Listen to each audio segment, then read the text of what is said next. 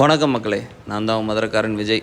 இன்றைக்கி எங்கே வந்திருக்கோம் அப்படின்னு சொன்னால், பழனி மூட்டை சாமிகள் அப்படின்னு சொல்லுவாங்க. கனகம்பட்டி சித்தர்னு சொல்லுவாங்க. இவருக்கு நிறைய பேர் வச்சு சொல்லுவாங்க. அவரோட ஜீவ சமாதிக்கு தான் வந்திருக்கோம். இது எந்த இடத்துல இருக்குதுன்னு கேட்டிங்கன்னா, ஒட்டஞ்சத்திரத்தை தாண்டி பழனி போகிற வழியில் பழனிக்கு முன்னாடி ஒரு 8 கிலோமீட்டருக்கு முன்னாடியே லெஃப்ட்டில் பார்த்தீங்கன்னா இந்த ஜீவ சமாதி போகிறதுக்கு போர்டு வச்சுருப்பாங்க. காரில் வர்றவங்களுக்கு கார் பார்க்கிங், பைக்கில் வரவங்க பைக் பார்க்கிங் தனித்தனியாக எல்லாமே நல்லா ஸ்பேசியஸாக இருக்குது. அதனால் நம்ம வந்து கார் பைக் நிப்பாட்டுறதுக்கு இடம் இல்லையேன்னு சொல்லி தேட வேணாம். நல்லா எல்லாமே அழகாக ரெடி பண்ணியிருக்காங்க. இதெல்லாம் ரெடி பண்ணுறது யாருன்னா, ஐயாவோட சீடர்கள் தான். அவரை தொடர்ந்து வழிபட்டுக்கிட்டு இருக்கவங்க தான் இந்த எல்லாமே ஏற்பாடெல்லாம் பண்ணி அவருக்கு ஒரு ஜீவ சமாதி கட்டி அங்கே வச்சு எல்லாமே செய்கிறது அவரோட சீடர்கள் தான்.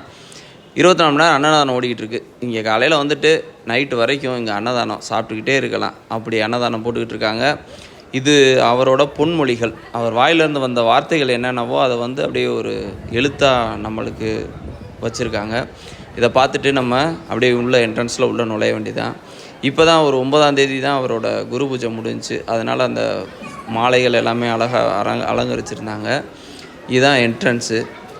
ஒரு இந்த இடத்துல காலை வச்சோடனே நம்மளுக்கு ஒரு ஃபீல் வருது. ஒரு அமைதி, மன நிறைவு எல்லாமே நம்மளுக்கு இங்கனுக்குள்ளே உள்ளே வந்தோடனே நம்மளுக்கு வந்துடும்.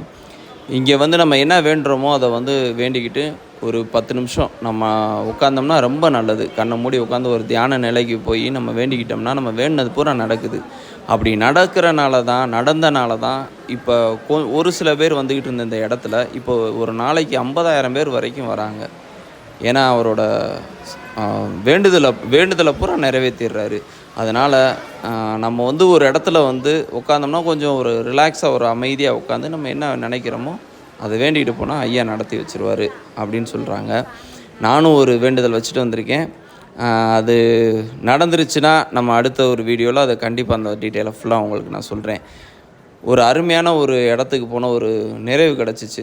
நான் ஐயாவை பார்க்குற பாக்கியம் எனக்கு ஒரு தடவை கிடச்சிச்சு. அதனால் எனக்கு ரொம்ப அவர் உயிரோடு இருக்கும்போது நான் அவரை பார்த்துட்டேன். அது ரொம்ப எனக்கு சந்தோஷமான ஒரு நிகழ்ச்சி தான் அது.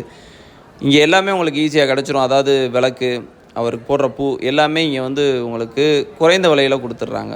2 விளக்கு 10 ரூபா தான், எண்ணெயோடு சேர்த்து கொடுத்துட்றாங்க. பூ நம்ம வேணால் அங்கே பூ இருக்குது, வாங்கிக்கலாம், அவருக்கு போடலாம். அவர் வந்து இந்த ஜூஸ் வந்து ரொம்ப விரும்பி குடிப்பார். அதனால் நம்ம ஜூஸும் வாங்கி அவர்கிட்ட வச்சு நம்ம கும்பிடலாம். நீங்கள் வந்து அரிசியாக கொடுக்குறேன் அப்படின்னு சொன்னாலும் அந்த அரிசியாக நம்ம கொடுத்தோம்னா அவங்க அந்த அன்னதானத்துக்கு அவங்க அதை யூஸ் பண்ணிக்கிடுவாங்க. இந்த மரத்துக்கு கீழே தான் உட்காந்து ஐயா வந்து எல்லாத்துக்கும் அருள் வாக்கு சொல்லியிருக்காரு.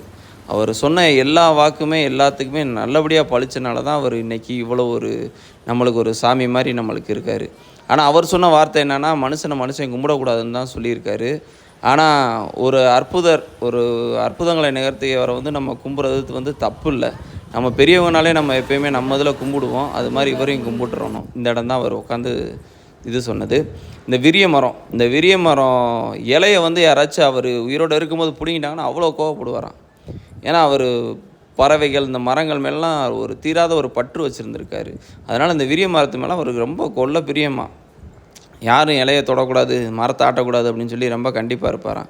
இந்த இடத்துல தான் அவர் இருந்திருக்காரு, இந்த இடத்துல தான் வாழ்ந்திருக்காரு அப்படின்னும்போது நம்மளுக்கு அது நீங்கள் போய் பார்த்தாலே தெரியும். உங்களுக்கு சுற்றி பார்க்குறதுக்கு அங்கே இந்த இடங்கள்லாம் இருக்குது. நீங்கள் சுற்றி பார்த்தாலே தெரியும். இந்த பக்கம்லாம் வரலாம், எல்லோரும் போவாங்க. நம்மளும் போய் சாமி கும்பிட்டுக்கிட்டு வந்துக்கிறலாம். இந்த இடத்துல தான் அவர் இருந்தார் அப்படின்றதுக்கு ஒரு ஃபீல் நம்மளுக்கு தெரியும் அங்கே போனீங்கனாலே. இந்த ஏற்ற மாதிரி இருக்க வீட்டில் தான் அவர் இருந்திருக்காரு, தங்கி இருந்திருக்காரு, வாழ்ந்திருக்காரு. அந்த இடத்தெல்லாம் நம்ம போய் பார்க்குறது நம்மளுக்கு கிடைச்ச ஒரு பாக்கியம். ஓகே மக்களே, அடுத்த வீடியோவில் சந்திப்போம். நன்றி, வணக்கம்.